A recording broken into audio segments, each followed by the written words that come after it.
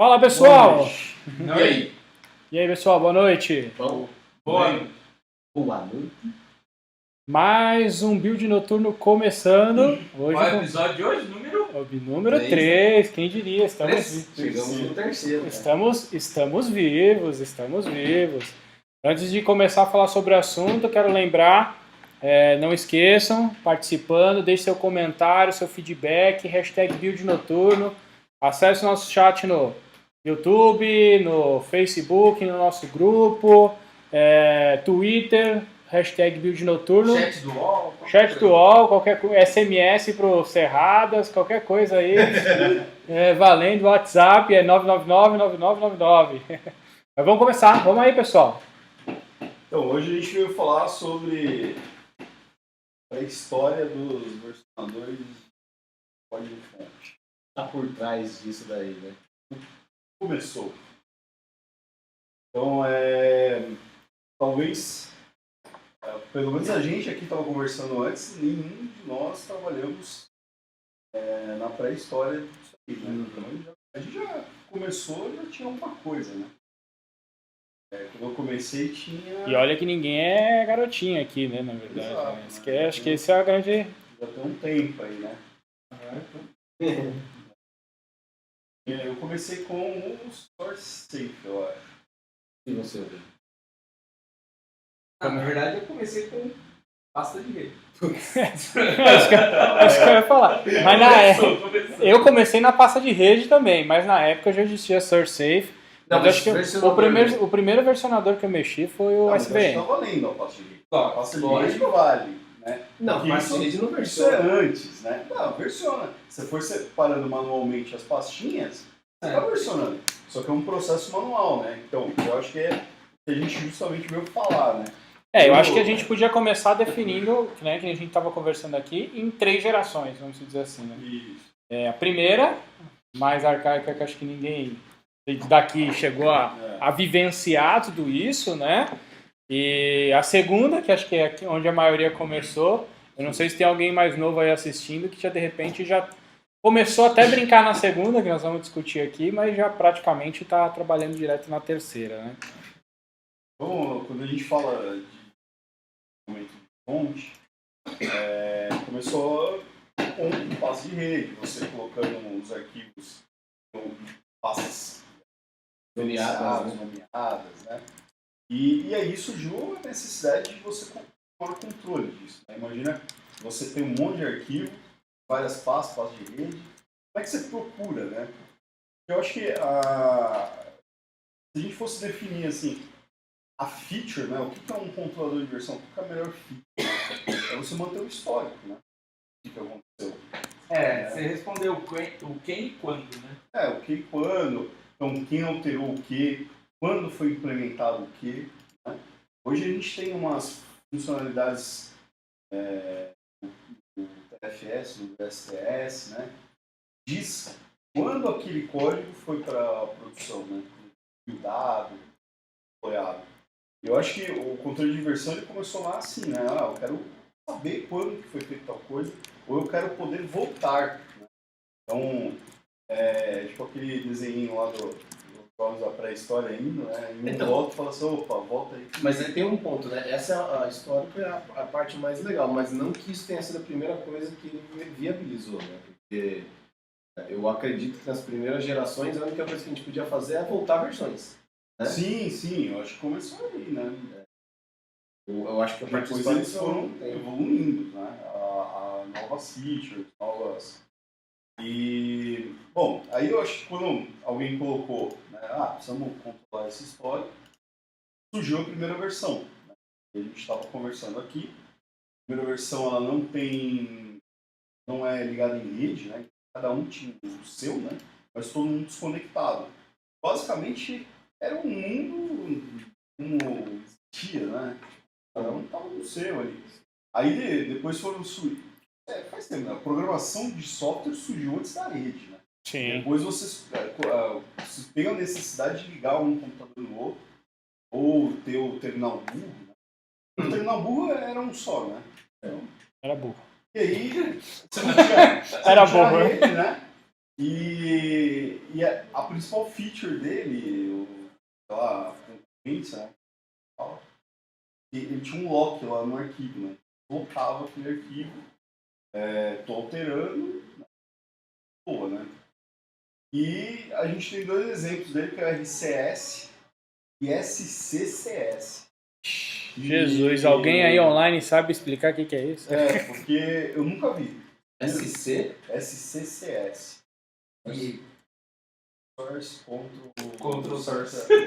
Não, é acrônimo LIVOR. Sei lá. Então, eu não Nossa, vi isso a aí. gente basicamente está falando, cara, de uma geração também de 1970, né, cara? 1972, na época de Unix a gente está falando basicamente, né? Então, é realmente bom. Eu particularmente nasci em 83, então eu tô um pouco... Acho que eu não cheguei a pegar isso daqui não, mas já existia. Qual versão, né, que a gente foi deployado, né? Na época, né? Já tinha versão já tava Não, da primeira geração, talvez seja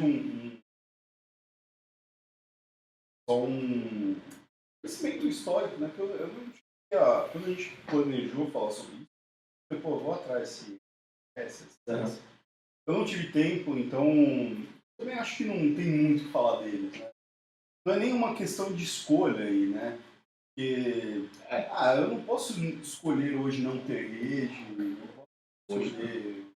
Quando a gente fala basicamente disso, foi o que você falou, eu acho que é questão de histórico. Eu até falei, isso a gente está falando em meados de 1970, né, que surgiu aí o SCCS aí em 1970, e basicamente a gente está falando de Windows e de Unix. A gente está falando basicamente dos dois e de um versionador através de linha de comando. Você vê, o Linux nem existe. Exato, não, em 1972 o Linux é bem depois, né? Na verdade, quem dominava essa época aí era o Unix, né? O Unix estava bem... Outro aí. Source Control Code System. É integrado alguma coisa? Ele é escrito em C, cara. C. Código em C. Bom, na época, 1972, era C, era C puro. Aí falar de trás para frente. Esse foi, na verdade, um dos primeiros, né? Quando a gente fala em evolução, que você falou aí do RCS, né? Basicamente, aí a gente já está falando de em torno de 1980, que o RCS veio, né? 1982, por aí. Aí também, só que o RCS só rodava em Unix. Só rodava em Unix, cara. Só rodava em Unix. Aí você já fechava um pouco... Então, mas naquela época ser multiplataforma também não era uma opção, né? Sim. Tinha o C, mas acho que todo... por exemplo, o RCS era escrito em C também. Então, a linguagem C ela foi criada para isso. E um detalhe, o RCS aqui, eu tava até verificando aqui, a licença dele era GNU, cara. E você falou o que significa o RCS? Não falei. Revision Control System. Cara, pomposo para 72. 80, a gente já tá falando de 80. Já tá perto do meu deploy, cara. Eu nasci em 83, então... Eu já tinha sido deployado.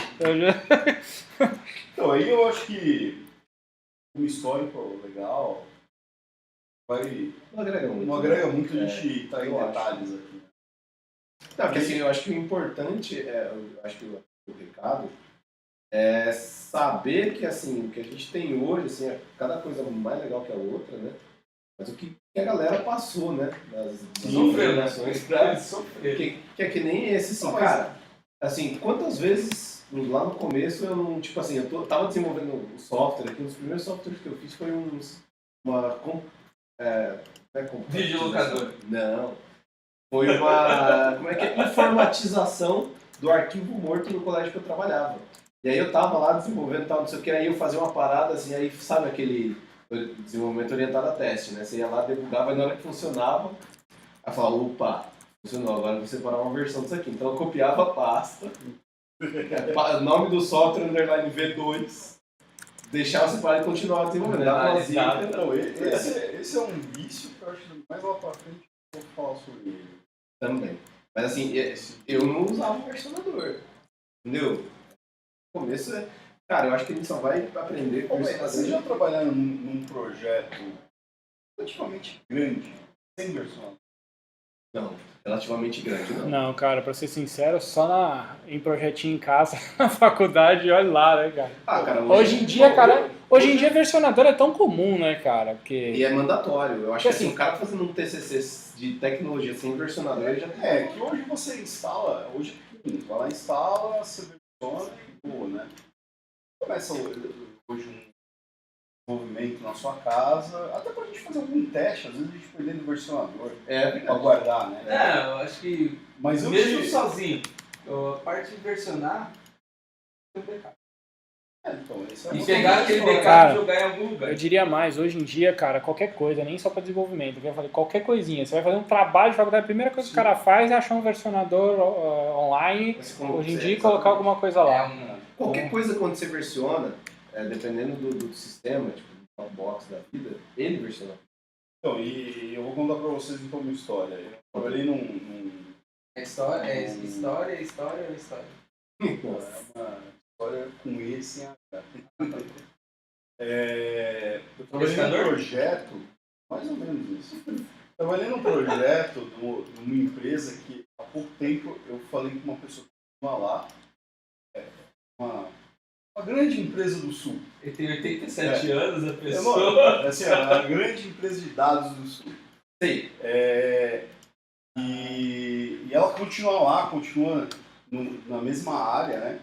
E a gente iniciou um projeto que era um consultor, acho que era um consultor que ele tinha entrado na empresa, ele já tinha uma bagagem, ele veio com uma ideia, né? A gente abraçou a ideia lá, e eles reservaram algumas pessoas para esse projeto, né? Os recursos, né? E eu era terceiro. Eu era terceiro nessa empresa. Aí a gente não tinha espaço lá, então a gente foi para a minha empresa, e na época, no Sul, né? Era uma casa, era bem legal. E o que aconteceu? A gente começou o projeto, então a gente falou assim, nosso projeto envolvia números, né, tipo uma planilha, gráfico e tal. Aí me passaram uma parte de gráfico, então eu sabia que eu tinha que gerar gráficos. O Excel, né, que é aquelas opções de gráfico.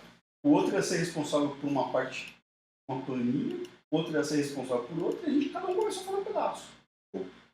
Mas a gente começou a fazer assim, a gente não tinha especificação. Porque o professor, ele chegava lá e falava assim, ó, eu imaginei tal coisa, assim, assado. E a gente ia fazendo, né? E a gente estava numa equipe de 4 pessoas. E aí chegou assim, próximo de uma data, uma empresa estava bancando, né? Lá, tal. Falou assim, pô, tem que mostrar alguma coisa aí pra gente, né? Falou assim, você tem que mostrar alguma coisa de tal. E chegou na véspera, o que a gente fez? Fez um apanhado no código, né? Catadão, né? Então eu tinha uma parte de gráfico, ele gerava lá uma paradinha. Eu tinha uma parte que era tipo a base, né? Tipo aquele MDI do Visual Basic que abre, assim. Aí o outro tinha uma outra parte. Cara, a gente começou Medo. fazer tipo um Frankenstein da coisa. Cara, mas foi a madrugada. Vocês refizeram um software, A gente refez, né? Porque o que a gente fazia? A gente testei, rodou. Pacota um zip, manda para um cara, aí tinha um versionador. Era um cara. Ele ia juntando assim o negócio, né? E aí deu certo, a gente apresentou no dia seguinte, os trancos e barrancos e tal. E no dia seguinte ele falou, gente, a gente seguiu sem controle de versão. Tinha né? Red Bull naquela. Não tinha Red Bull. Pior, que a gente comia pizza à noite, então a gente ficava mó cansado, né? Enfim, eu acho que aí mostrou, mesmo se a gente tivesse a geração 1, né, então na sua máquina, o problema é que a gente já tem de tato desses códigos, né? Então, tipo, tá versionando isolado, e quando a gente tiver que juntar, vai ter um problema. É o famoso merge que a galera sempre foge, né, velho? Então, essa é uma feature da versão 2, né? Então, até se a gente for falar dela aí, a 2 é uma centralizada, né? A gente chama, já tem uma rede, você tem um servidor, né? A galera conecta. E surgiu o merge, né? Porque a gente conseguia trabalhar cada um numa feature e juntar. Acho que até antes da gente explicar, então, começando a segunda geração, já que a gente começou falando de datas, né? A segunda geração ela começa em meados de 90. Então, com o primeiro controlador, qual é? Qual é o primeiro controlador? CVS, né? Eu trabalhei com CVS. CVS, inclusive, foi um dos primeiros que eu trabalhei. Eu até brinquei, né? Eu comecei a desenvolver software em 96. Então, nessa época, o CVS já estava de 6 aninhos aí, eu já brinquei bastante com ele na época. Então, falando apenas para a gente situar, a segunda geração, que a gente vai começar a falar agora, a gente está falando em torno de 1990 com o CVS. Evidente que a gente tem outras ferramentas que fazem parte dessa geração, mas a gente vai falando aí agora no decorrer do pessoal. CVS que é... Current Version System. Acho que é Current Version System, isso aí. É Current Version System. Exatamente. Feito em C também e só rodava em Unix e Windows. Current, isso. O que significa, né? Concurrent Version System é versionamento de software concorrente. Isso. Então, assim, para viabilizar o desenvolvimento concorrente. É exatamente sua história. Então, aí o CVS, ele só estava em Unix, aí teve uma... Depois ele teve para Windows, isso. Teve uma época que ele foi para Windows. Direito, que me disseram. Nunca funcionou direito. Eu já rodei, vai. Já rodei, já. Aí... Se funciona... Depende do teu conceito de funcionar, né, bem? Eu entendi, né? Então, aí o que o pessoal fez? Pegou o CVS e falou, não, vamos fazer um negócio legal porque era open source, né? E aí surgiu o Subversion. Subversion, que é a Apache Version. E como curiosidade, ele é o controle de versão mais famoso que existe. É o mais conhecido. Verdade. E até hoje, hein? Até hoje. Até hoje. Então a gente tá falando aí de... Subversion? Cara, qual foi a primeira vez? Qual do... Não sei se foi o Subversion. Ah, não, o CVS foi em 96, né? Não, o Subversion veio bem depois, cara. Versão, deixa eu ver. Eu sou... A gente tá falando em 2004, 86, cara. velho. 2004. Não, mas aí... CVS. Versão 1.0 vem em 2004 do Subversion. Versão 1.0. Shell Script. Então, aí o Subversion, ele ficou famosão. Eu cheguei a trabalhar com ele depois que eu trabalhei no segundo. Ele ficou por muito tempo muito bem, né? E aí ficou muito bem. E era uma alternativa, né? Como eu falei, trabalhar com o SourceSafe. O SourceSafe tinha um probleminha de indexação, né? Não, na verdade, assim, era até uma coisa que eu queria colocar. Vocês sabem o que matou o CVS? CVS. O que matou o CVS e, consequentemente, matou também o SourceSafe. Ele tinha problemas com operações atômicas. Qual que era o lance, assim?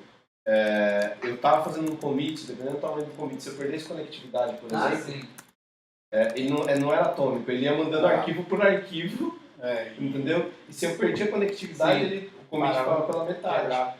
E qual foi a primeira vez que você teve, por exemplo, eu lembro que a primeira contato que eu tive com o SourceSafe foi em 1998. Ele vinha quando a Microsoft comprou, né, o SourceSafe. Se o histórico não é esse. A Microsoft comprou do próprio Brian. Era a empresa que era dele.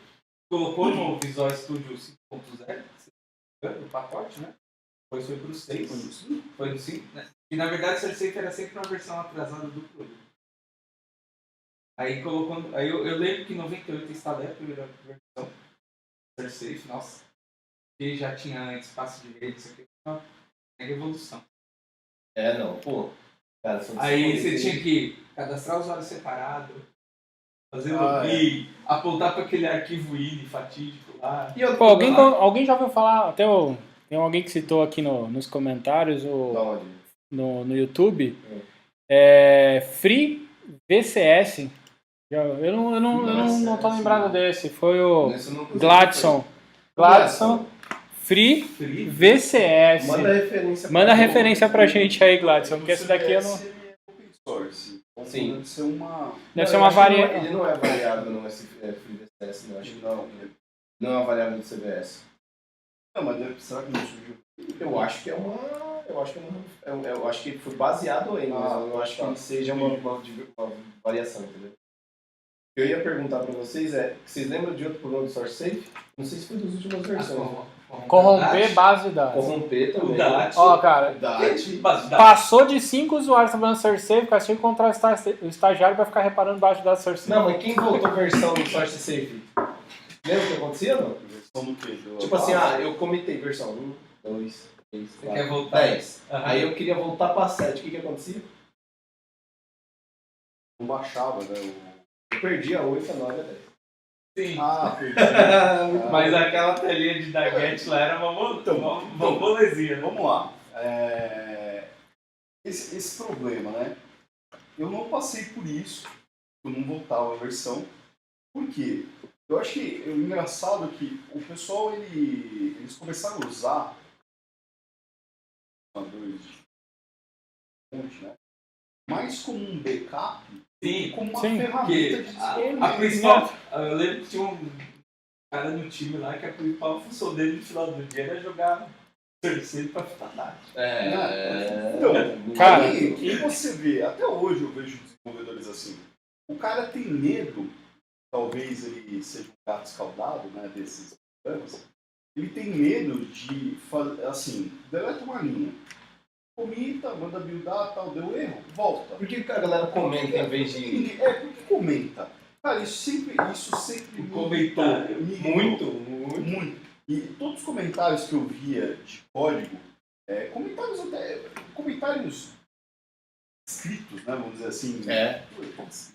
A pessoa tinha medo de descrevendo a pessoa tinha medo de colocar alguma coisa no nome dela pra não tomar. Então, pra não tomar bronca. descrever o código já é ruim. Imagina você comentar o código, comitar ele para testar alguma coisa. Poxa, deleta, volta a versão, né? E depois, Sim. cara, eu apagava tudo. Comentários também. Eu apagando. Eu passava num código, via lá código comentado e ia apagando. Pô, tá aqui comentado. Não, isso é muito comum. Na verdade, eram raras as pessoas que confiavam no versionador, né?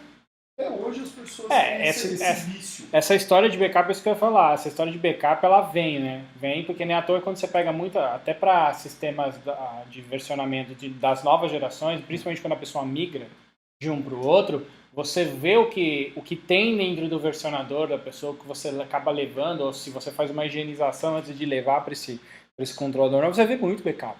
Eu cansei de ver em cliente pasta de backup da máquina de fulano dentro da máquina, dentro dentro do controlador de versão. Vamos começar a falar de Você backup, então. E qual que é o perigo disso, né, cara? Os antigos, você vê backup do executável. Implantado na tal data. Ó, só parênteses aí, Bertucci. Manda parabéns pro Gladson, porque ele enterrou um negócio que, velho, deve ser do dinossauro. Nem o Wikipedia. Nem o Wikipedia tem.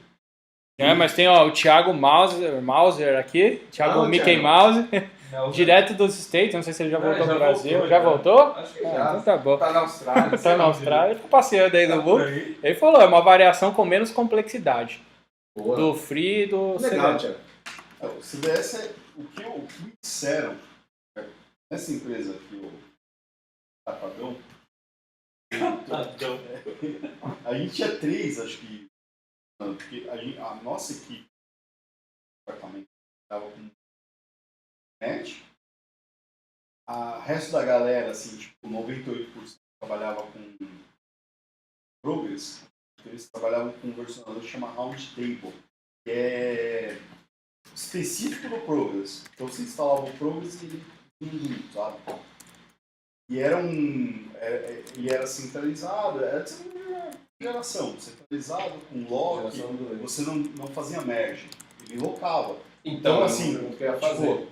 Eu tô trabalhando numa função aqui, né? Aí um cara lá na frente precisava corrigir um bug crítico. Ele falou, libera pra mim, aí eu ia lá, deslocava o arquivo, copiava pra minha máquina pra fazer o backup, o cara pegava, fazia o que ele tinha que fazer, subia, aí eu tinha que baixar a versão dele, compatibilizar, né? Não tinha merge, também não tinha ferramenta de diff, né?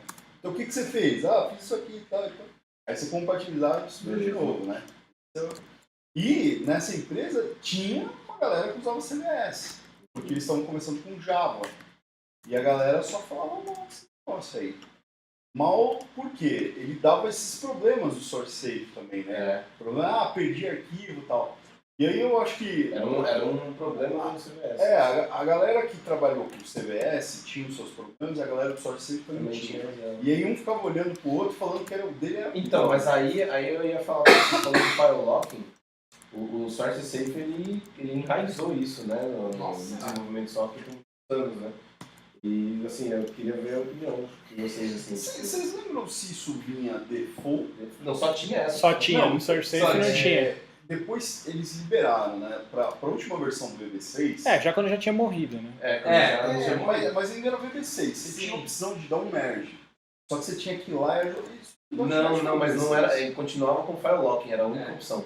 O que você podia fazer era um merge, mas era em outra situação. Mas o grande ponto era sempre isso aí. Tanto que esse vício de lock tinha. Lock era tanto que esse vício de lock foi levado para FSC. Foi. Só que ele não é mais padrão, mas ele foi levado. Em termos de processo, né? As pessoas ainda têm muito vício. Por causa do quê? Do medo. Exatamente. Mas as empresas de desenvolvimento paralelo. Os maiores foi levado. O vício foi levado. Então, mas vamos lá. Vocês acham que em alguns projetos que eu trabalhei, a arquitetura era bem pobre, né? Então, assim, eu acho que o medo de fazer um merge é quando você tem uma arquitetura pobre, normalmente ela é bagunçada. Se ela é bagunçada, é difícil de um cara entender o que o outro está fazendo ali. Ou não sobrescrever alguma coisa. Então, quando você habilita o merge, pode dar merda. Então, mas isso eu chamo de efeito borboleta, porque é o seguinte, qual que é o lance? É o preço que você paga. Qual que é o preço que você paga por ter uma arquitetura porca? Você não tem praticamente desenvolvimento paralelo. Por mais que você tenha um versionador, você está trabalhando num problema aí, seu problema é crítico. Chegou uma demanda para mim trabalhar outro problema crítico. Só que eu não posso fazer enquanto você estiver com ele local. É o preço que se paga por uma arquitetura escrota. Então vamos lá, falando um pouquinho de histórico agora. Quem lembra a principal reclamação da migração do SourceSafe para o Visual Studio System em 2005? Quando você migrava o versionador de controle, a pessoa estava habituada ao SourceSafe. Na hora que ela caiu no Visual Studio System, qual que era a principal reclamação? De uma funcionalidade que ela perdeu. Firelocking. Não era. A principal reclamação não foi o Firelocking. Foi qual? Foi o compartilhamento de files e pastas. Que isso morreu no... Aquelas pastinhas compartilhadas. Aquelas pastinhas... Dá um shared na pasta. Aí você podia usar ela para todo e qualquer projeto. Então. Quando chega isso no Visual Studio System, galera... Porra, como que perdeu essa funcionalidade? Então, e isso também é uma raiz do mal, porque assim... Ela fazia um projeto que dava um shared e você compartilhava código e não binário. Exatamente. Lembra que a gente falou lá no primeiro episódio que a gente gravou sobre branches, né? Por que fazer branch, etc. E a gente falou muito sobre isso.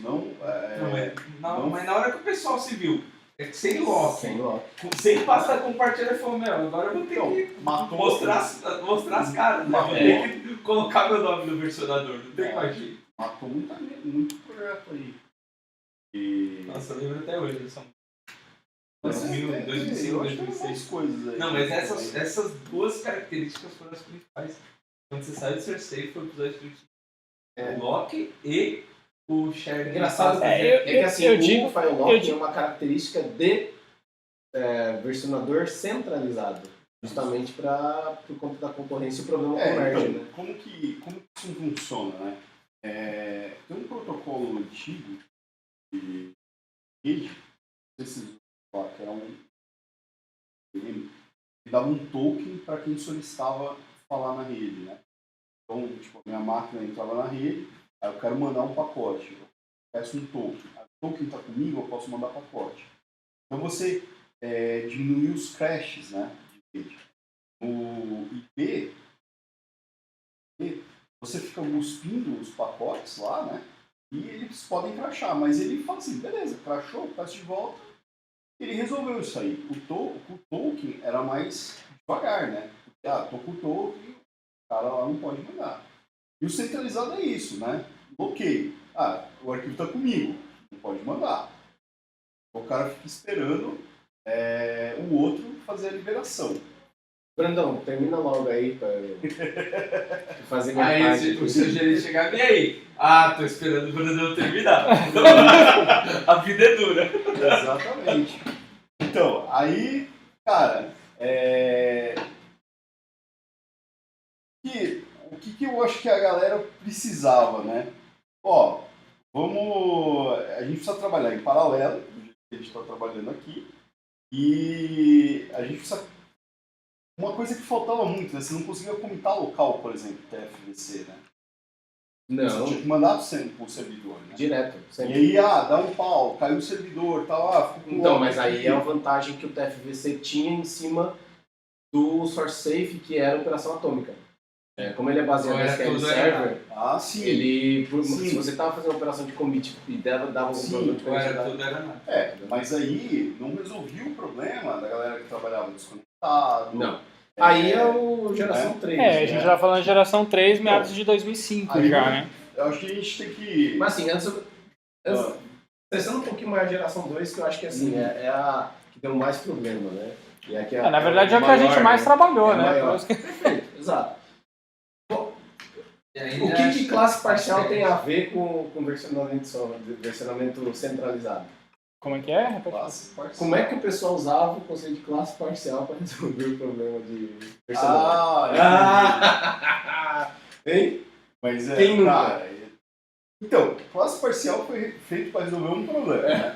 Aí uma coisa de o cada cara vez. tava com a locada, né? E ele fazia, faço um partial class aqui, continuo o meu trabalho, né? Tipo, em paralelo, né? Tô em paralelo. Exatamente. Depois, cara, eu acho que isso deu muito... Deu, porque o que acontece? O cara fala, beleza, a classe tá travada aqui, né? Então vamos mudar a arquitetura aqui para fazer um esquema de classe parcial, para viabilizar o desenvolvimento paralelo e tudo mais. Até que... Pô, cara, mas aí fica difícil, né? Aí começou, né? Tem uma classe que tinha trocentos arquivos de classe parcial, a manutenabilidade ia lá pro espaço. Né? Entendeu? Então, são detalhezinhos que, assim, o grande barato é que muita gente não viu, não sabe o que aconteceu, né? Cara, geraram um caos no projeto. E é engraçado como você falou de partial class. O cara usar uma ferramenta que não foi feita para isso, né? Para resolver um outro problema. Você tinha uma outra ferramenta, né?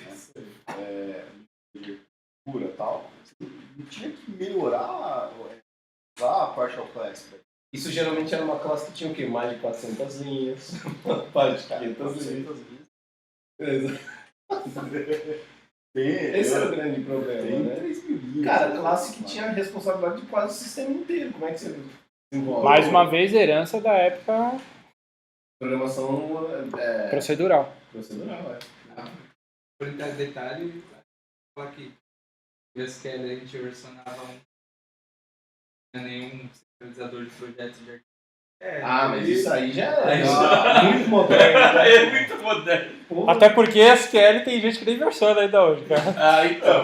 Não. Se você está versionando SQL, você já está na frente. E o Brandão, falando ainda do SourceSafe, o que motivava teu lance de label lá no Label? Livro etiquetava a versão, né? Eu acho que muitas pessoas usavam aquilo lá para essa versão estável, né? versão estável. Versão estável. Ficava aquela nome lixeira, né? Então eu ficaria etiquetando, né? Eu não lembro se ele já fazia, né? Build baseado na label. Então, aí você ia lá etiquetando. E era a responsa do cara do deployer, né, na época, né? Saiu. Isso é coisa que também tinha no Subversion. Era tag lá. No Subversion eu lembro. Tinha. No SourceSafe não, né? Tag, né? Era label. Eu fui num cliente que o cara tinha 2 SourceSafe. É bom, né? Tem Tinha vários. Não é por causa disso. É por quê? Ele era o cara que fazia as labels. Pegava tudo que o pessoal fazia, ele achava que aquela versão era confiável, ele mandava pro SourceSafe só dele. Fazer um check-in Isso é bom. Mas resumindo, ele usava a paz de rede, copiava, colava e Eu dava acho que rola um programa sobre versionadores de código só com histórias bizarras. Histórias bizarras de conversionadores de... Eu já fui numa empresa que tinha 3 TFS.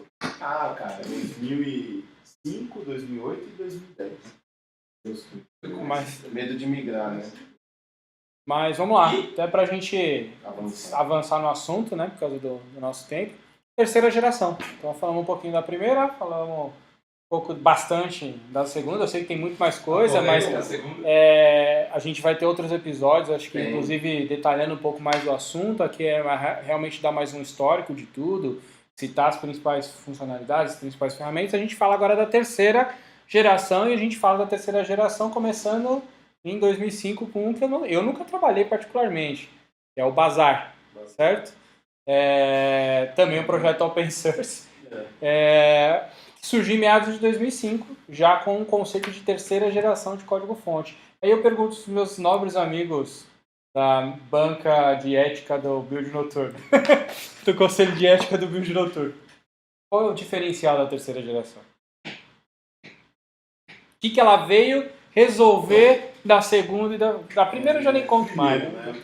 A segunda geração ela era centralizada. Né? Imagina qual o conceito da internet. Né? No servidor, a rede tem que estar funcionando. Então, a terceira geração ela já tinha esse conceito de que todo mundo tinha cópia do repositório. Isso gera uma questão absurdamente complexa em várias empresas. Né?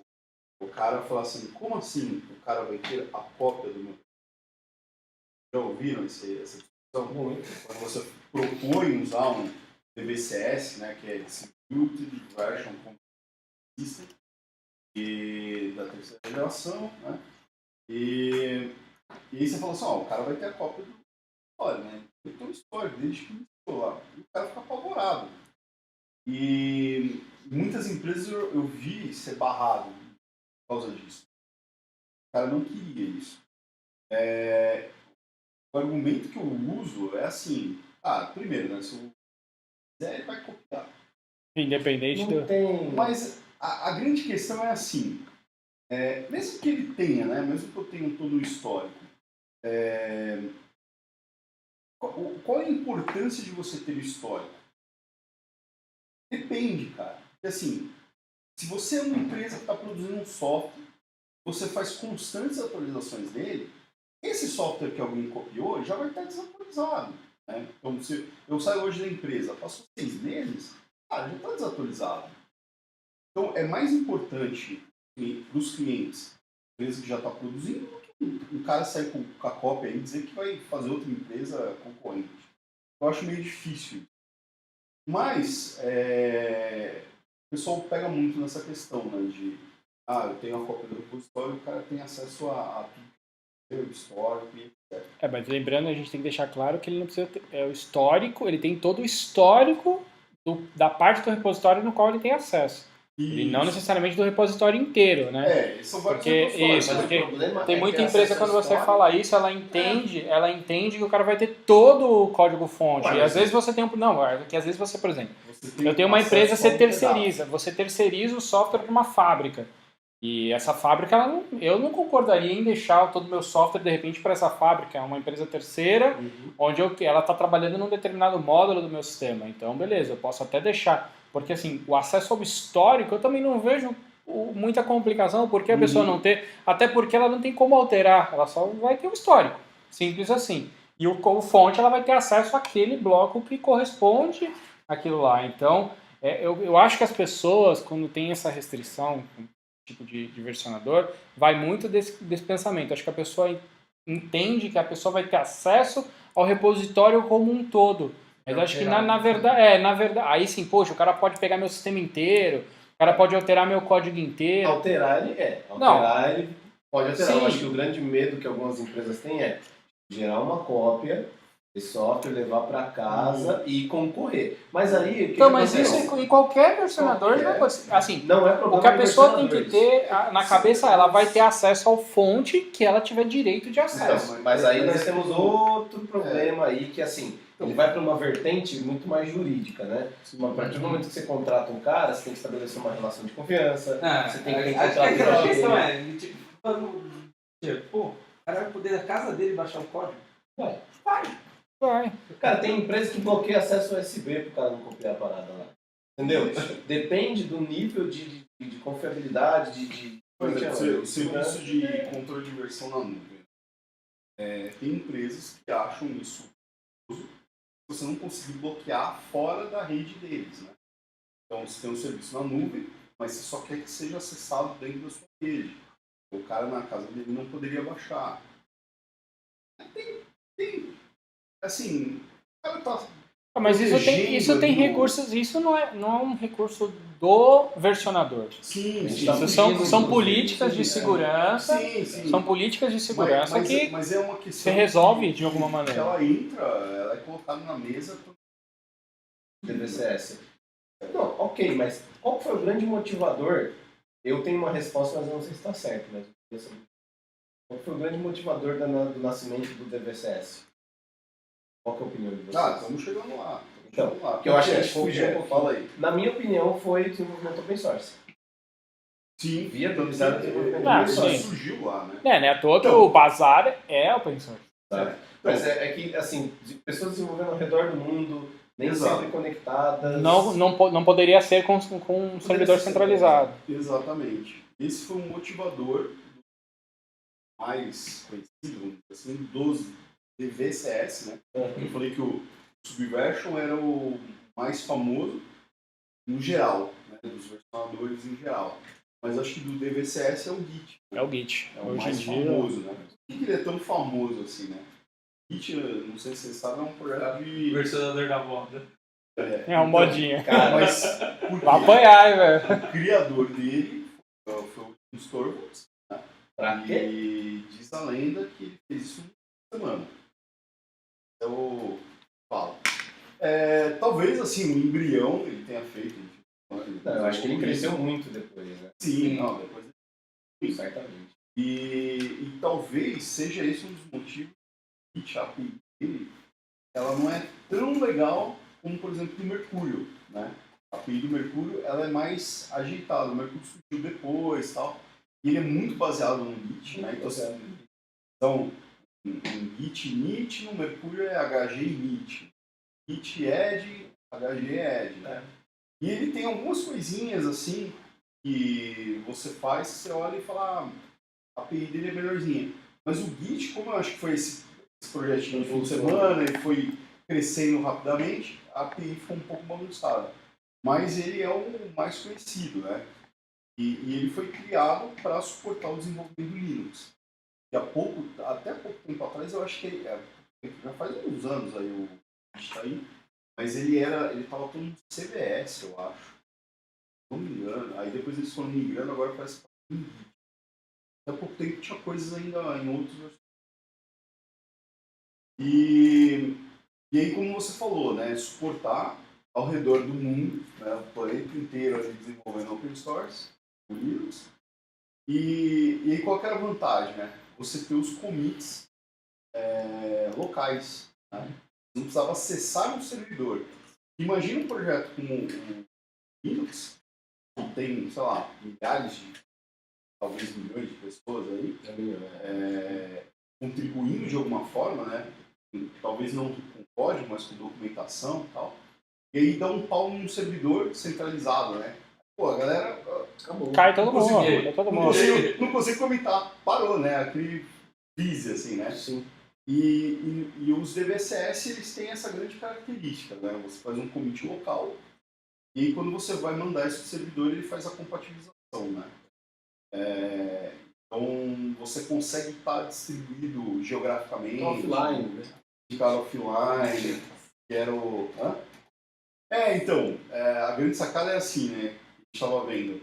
No centralizado, você faz um merge antes de commitar. Você tem que compatibilizar o arquivo, né? No Git não, você faz o commit, depois quando você vai fazer o envio, né? E aí você faz o merge. Então, você consegue Tem compatibilizar meus depois. questionamentos a respeito. Tipo? Eu não tenho que fazer um pull antes de né? fazer um push? Você tem que fazer um pull antes de fazer um push. Mas já fez o commit. Você Quando ele fala commit antes, o commit local. Ah, entendi. commit local, né? Aí na hora de Porque o atualizar, commit do... Então Você vai gerar um é o joguinho Marília Gabriela que eu queria fazer com vocês no final. Exato. Que é justamente isso. O commit pro DVCS, A palavra commit é comprometer, né? Traduzido ao pé da letra. Sim. Só que eu estou comprometendo só o meu pedaço de código. Exato. O commit no centralizado, eu estou comprometendo o que todo mundo está acessando. Exato. Não é verdade? Então, por isso que até quando você manda é um push, né? E aí eu acho que surge um outro vício que talvez seja do pessoal que está sendo centralizado, distribuído, que é fazer um push ao invés de push fazer um para um. antes. Commit push um para um. Commit push para um. Em vez de você juntar Então, 10, mandar um, não. Ah, não, você faz não. commit push. Não, esse é uma outra coisa, mas olha só, o que eu estou querendo dizer é o seguinte, o cara, ao invés de ele pegar o pool, fazer a compatibilização para fazer o envio, o cara pega e dá um push. Manda de uma vez. Né? Então, assim, do mesmo jeito que a gente tinha o vício de não ter o deslocar para não dar o merge, aí tem esse vício de, manda e vai embora. O cara estava acostumado com o centralizado, né? E ele não faz nenhum... E aí dá um monte de pau, né? Às vezes, se você não dá uma boa configuração, né? Se você deixar o cara com force, aí passa por cima. Bom, pessoal, até por causa do tempo, eu acho que assim, a gente está falando até, já começando a falar de funcionalidades de um para o outro.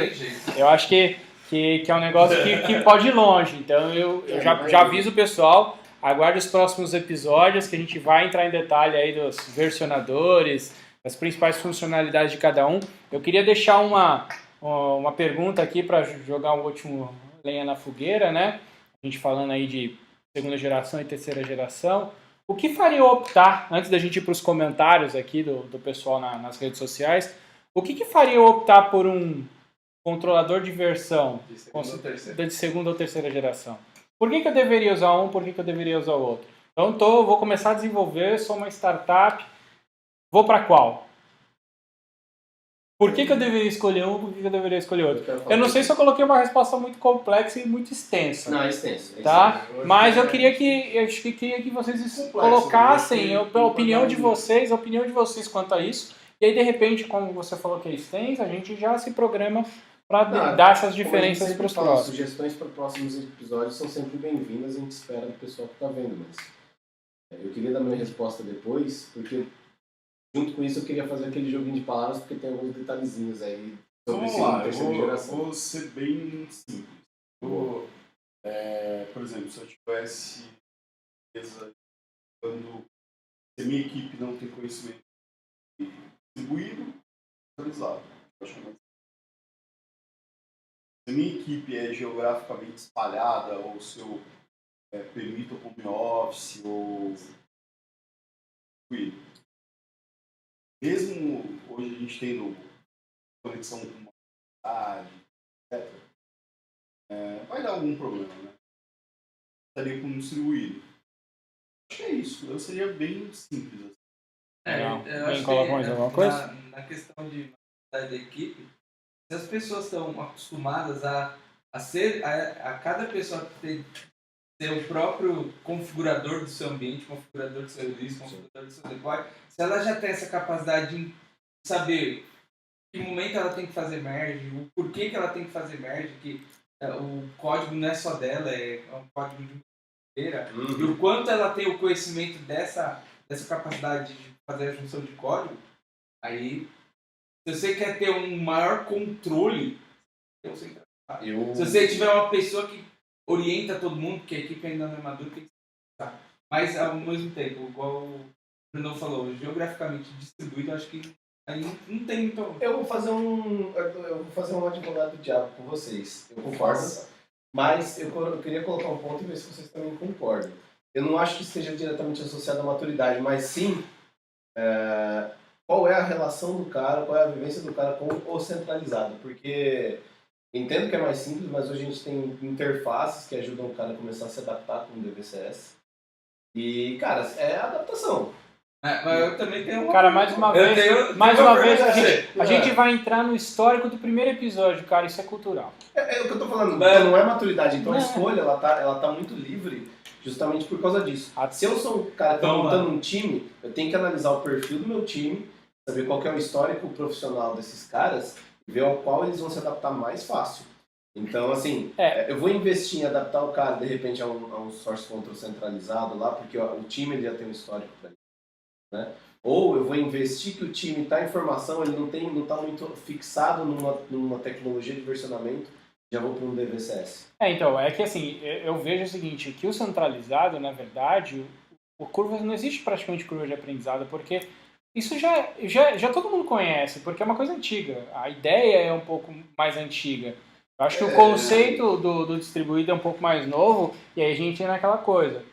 Eu preciso, brincando ou não, aprender alguns conceitos novos e algumas ideias novas. Aí nem sempre a gente está disposto. Desapegar de alguns conceitos antigos. Até falando, Mas o que aprender até falando, aproveitando aqui com um comentário aproveitando um comentário do Fábio Henrique de Freitas, aqui ele até cita aqui, ó.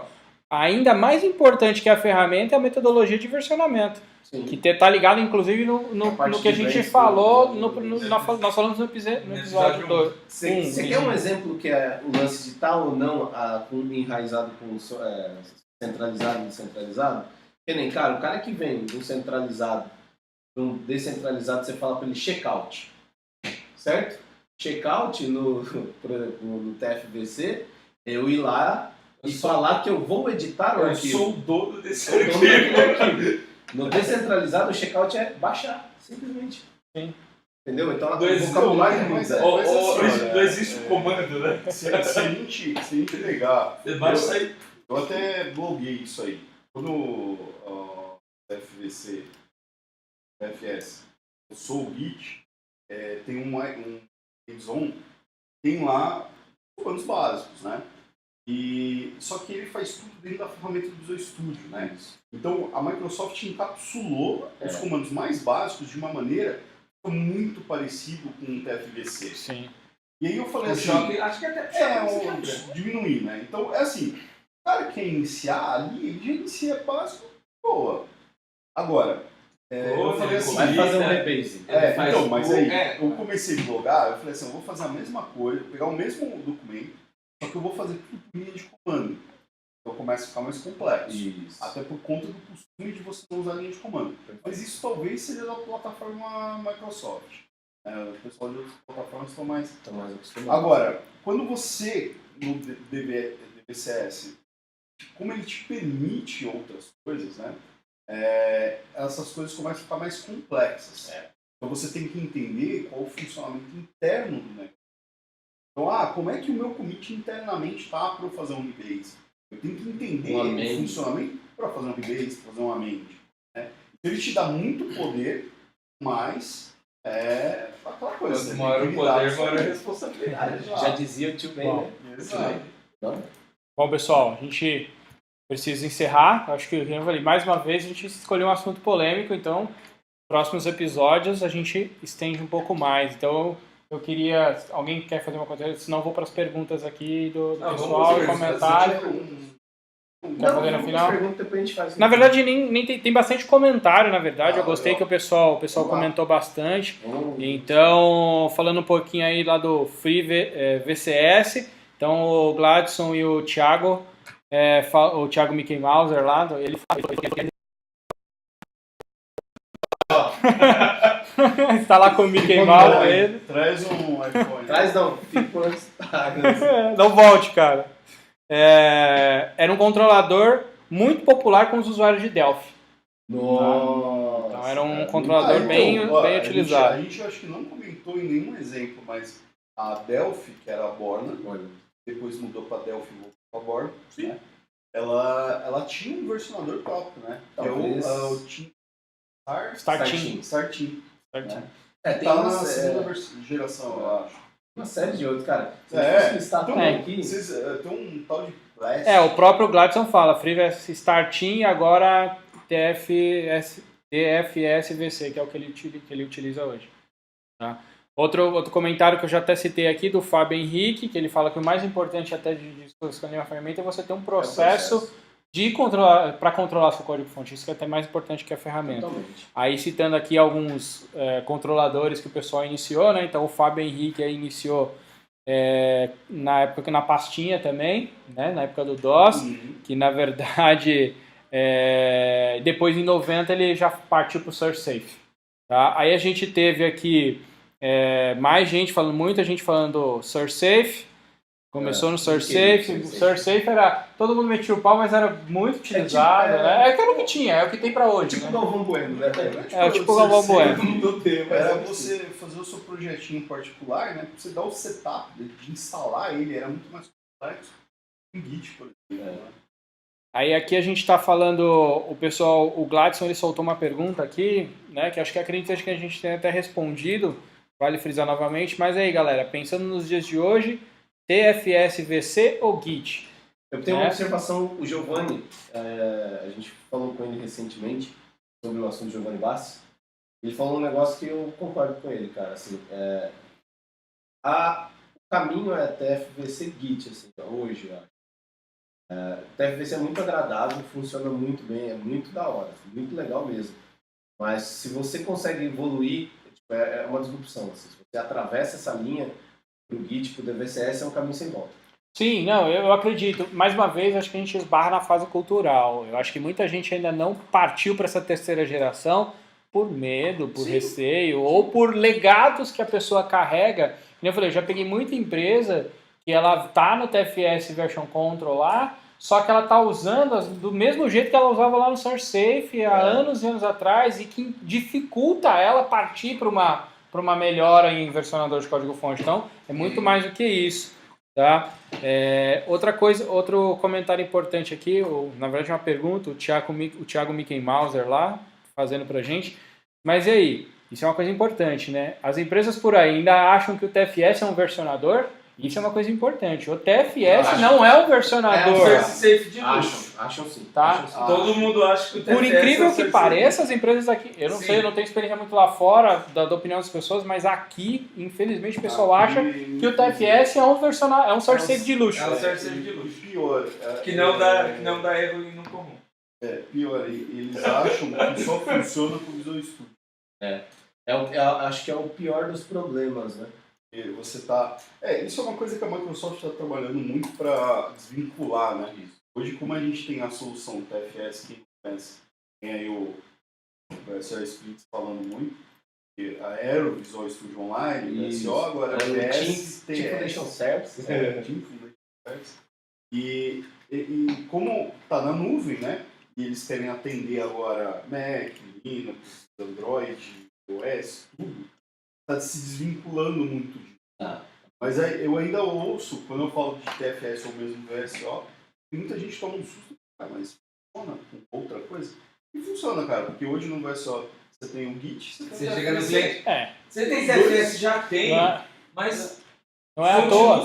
Não é à toa, até citando um ponto que o Brandão falou aqui nos bastidores antes da gente começar, da questão do Gartner ter colocado a Microsoft na frente da IBM, justamente porque a Microsoft colocou o Git também dentro da solução do TFS. Tá? Então, assim, o TFS em si não é um controlador de versão. E vocês que estão mais por dentro agora, acho que está equiparado, assim. CodeLens, tá quase. Annotate já... quase tudo. Não vamos comparar, não. Não tem tudo ainda, não tem tudo. Mas eu acredito que é questão de mais uma versão. Não, eu não acho que nem é interesse da Microsoft. Cara, eu acho que vai ter. Eu acho que mas de qualquer jeito, cara, por mais que a gente não tenha, a gente consegue colocar isso de outras maneiras. Mas o ponto importante é esse, né? Que onde as pessoas batem. Ela foi, hoje, os mais maiores ou melhores, vamos dizer assim, IBM e a Microsoft, tem que ter aquela Concert, National Team Concert. Eu posso RTC, tem posso desvincular um pouquinho também, Brandão? Tem gente, eu acho que tem uma galerinha da nova geração, até importante falar, que não sabe que o GitHub nasceu por causa do Git. Acho que o GitHub é um versionador. Né? Isso, GitHub é a mesma coisa que o TFS. O GitHub é uma rede social. É um serviço na nuvem que usa Git. Exatamente. O grande sucesso do Git, eu acho que ele se deu quando o GitHub deu aquela alavancada. Sim. Porque aí a feature que eu acho que é mais interessante é o fork. Você contribuir com um projeto sem estar lá ligado. Bom, é isso aí, pessoal. Sei que, desculpa cortar aqui, eu sei que a conversa é interessante, mas a gente tem um horário para cumprir. Agora a gente chegou numa parte que os assuntos começam a ficar mais interessantes. Não, mais interessante. Então, eu prometo em breve a gente já soltar o próximo tema central do próximo episódio. Vamos fazer Tenho certeza, do vídeo. temos certeza que esse assunto é bem extenso, então eu queria abrir para que vocês fizessem as considerações finais. Antes disso, eu queria agradecer todo mundo, o pessoal que participou, comentou bastante. A gente teve bastante comentário. Obrigadão. Não esqueçam, entrem lá no grupo no Facebook do LM Brasil. Postem mais dúvidas, mais comentários, mais históricos, mais cases, mais sucessos e insucessos.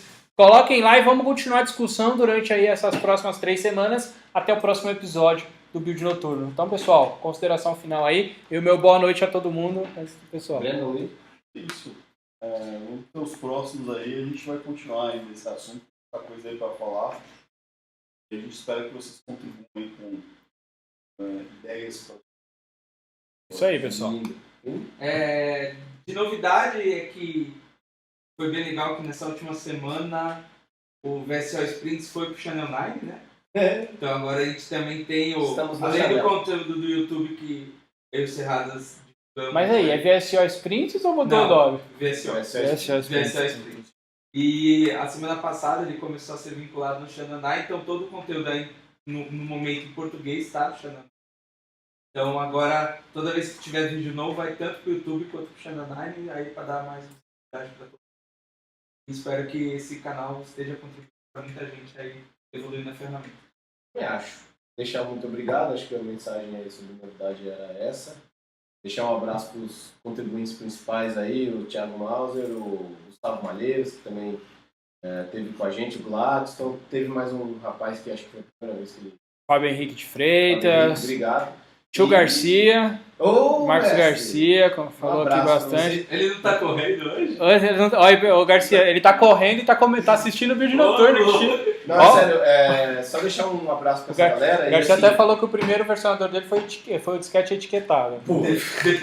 Não, gente, só deixar um abraço pra essa galera, agradecer muito aí, acho que vocês fazerem parte da discussão enriquece muito, traz coisas, o FCBS aí foi essa eu não conheço, realmente então, não continua com a gente, é um prazer ter vocês, chamam a galera aí, vamos fazer isso crescer. Eu acho que a discussão de informações é sempre importante. A melhor maneira de todo mundo aprender, contribuir. E acho que a última coisa pra gente falar é que a gente vai ter uma mid-season aí, né? Mid-season. Tipo The Walking Dead, né? Stop season. A mid-season final acho que é hoje, né? Hoje, né? Então a gente vai voltar em janeiro, né? Mas vai bater nas 3 semanas, né? Vai bater as 3 semanas. Feliz Natal, então, feliz Ano Novo, boas festas e bons builds aí pra vocês.